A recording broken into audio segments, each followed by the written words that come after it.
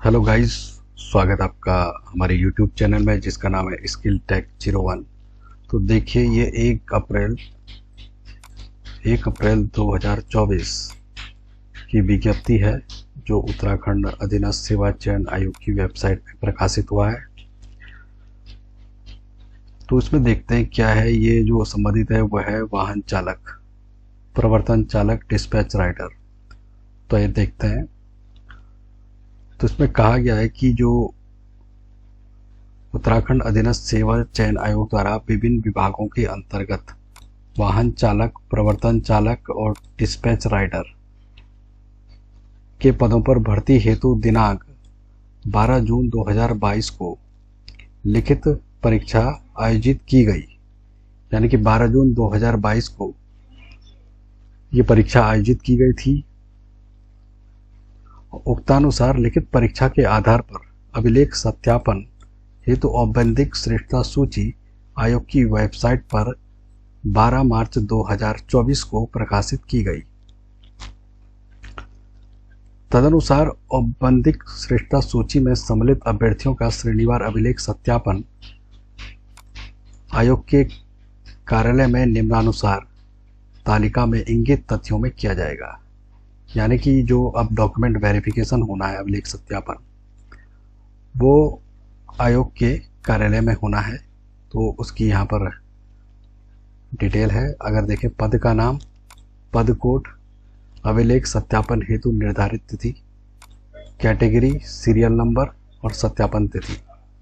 तो पद जो नाम है, पद नाम है वाहन चालक, प्रवर्तन चालक एवं डिस्पैच राइडर।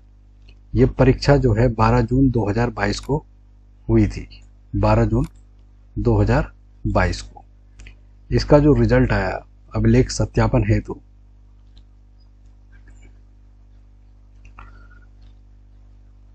तो वो 12 मार्च 2024 को प्रकाशित किया गया था।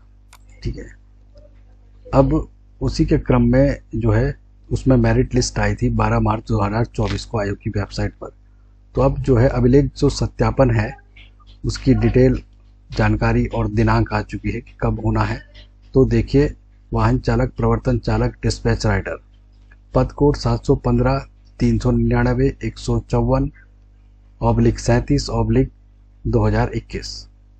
जनरल की बात करें तो जनरल की 1 से जो 6 सीरियल नंबर वाले हैं उनका अभिलेख सत्यापन 23 अप्रैल 2024 मंगलवार को होगा। 61 से 120 वालों का 24 अप्रैल 2024 को होगा।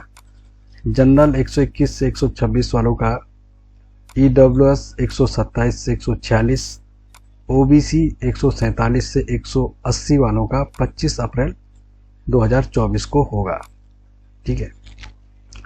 SC कैटेगरी में 181 से 230 सीरियल नंबर वालों का और ST कैटेगरी में 231 से 242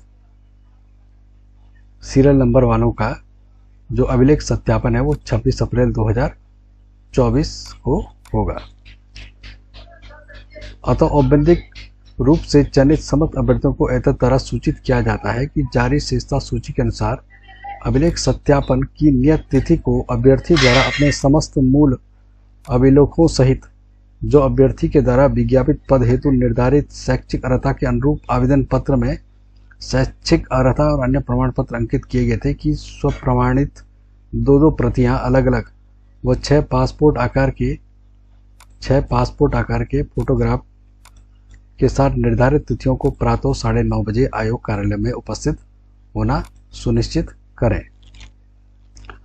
अभ्यर्थियों के लिए पदानुसार अपने शैक्षिक अर्हता व अन्य आवश्यक अर्हता से संबंधित समस्त अभिलेख, प्रमाण पत्र, लाइसेंस आदि के साथ ही आरक्षण, अस्थायी निवास से संबंधित प्रमाण पत्रों के मूल अभिलेखों सहित नियत तिथि को उपस्थित होना अनिवार्य है।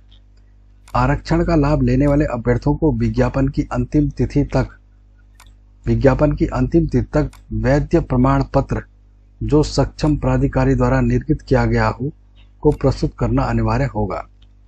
अभ्यर्थियों के नाम पिता के नाम में विभिन्न प्रमाण पत्रों में साम्य न हो तो उक्त के संबंध में शपथ पत्र मूल रूप में एवं उसकी छाया प्रति लाना अनिवार्य है। आयोग की वेबसाइट पर संवाद संख्या 79 के साथ अभिलेख सत्यापन हेतु निर्धारित प्रारूप एवं अभिलेख सत्यापन में उपस्थित हेतु औपबंधिक प्रवेश पत्र संलग्न है। अभ्यर्थी उक्त प्रारूपों को डाउनलोड करें और उसके अनुरूप समस्त संलग्नों का विवरण दो प्रतियों में तैयार कर निर्धारित तिथि को यथा समय आयोग की कार्यालय में उपस्थित होंगे। अभिलेख सत्यापन हेतु निर्धारित तिथियों में अभ्यर्थियों की उपस्थिति नितांत रूप से अनिवार्य है तथा निर्धारित तिथि में कोई परिवर्तन नहीं किया जाएगा। निर्धारित तिथि को उपस्थित न होने के संबंध में यदि कोई गंभीर कारण हो तो उस संबंध में अभ्यर्थी साक्ष्य के साथ अपने अभिलेख सत्यापन हेतु निर्धारित तिथि से आगामी 7 दिनों की अवधि में आवश्यक रूप से अभिलेख सत्यापन में उपस्थित हो सकते हैं। इसके पश्चात किसी भी अभ्यर्थी के अभिलेख सत्यापन के लिए कोई अन्य तिथि निर्धारित नहीं की जाएगी।